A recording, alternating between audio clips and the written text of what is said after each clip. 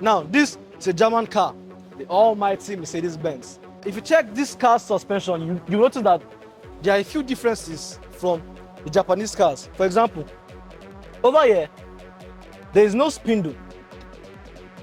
Unlike the Japanese cars, there is no spindle. Instead, what you have is this. You have shock absorber, you have the brake disc, you have the caliper with the brake pads, you have the lower arms. Now, these lower arms are not really called lower arms. Now, this one can be called the training arm, and then this is the lower arm. You can see that it's not like that big, heavy lower arm I just lifted just now. You see that there are two separate arms. Now, this is the tie rod end, which is connected to the steering rack inside.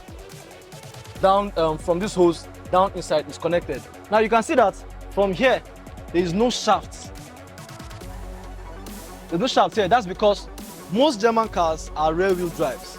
So the shafts are at the back, not at the front. But for most Japanese cars, the shafts are in the front because the power comes from the front. That's how you get the word front-wheel drive, rear-wheel drive. So if you come over here, you'll see that the shock absorber is connected straight or directly to the chassis of the car. So you can see that the weight of this part of the car is resting on this shock absorber, this hub, and these lower arms. So you can see why your suspension parts are very, very important, because without them, your car is basically just on the ground. You understand? So let's move around. Let me show you guys some few things. Now, at the back, now this is where the magic happens.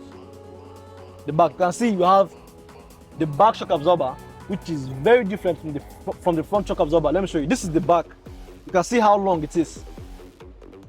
Let me show you the front again. This is the front shock absorber. You can see this one has springs. And remember, this is for Mercedes-Benz. Not all Mercedes are like this, but I'm using this as an example for you to understand. So you can see, back shock absorber, you have your brake disc, you have your caliper. This one has a lower arm, which is quite different. You can see how it sits into this lower arm perfectly. It also has its own training arm, which is this and this. And then here, this beautiful rod you're seeing like this is the drive shaft. This is what channels power to this bearing or wheel hub and turns this tire, which then channels power to the front tires. So you can see that it's quite complicated, but they're all doing the same job. Now, this great man right here is called Ben Benz. He's one of the best Benz technicians we have here in this workshop. And the car I just showed you is actually the car he's working on. Sorry for intruding your space. I'll take permission next time.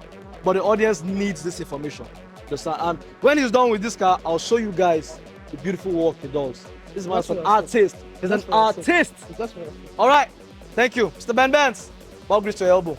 All right, guys, don't forget, like, subscribe, share, turn on notifications, that bell, so that you can get more contents as you drop them. I'm still your car guy, Veestone.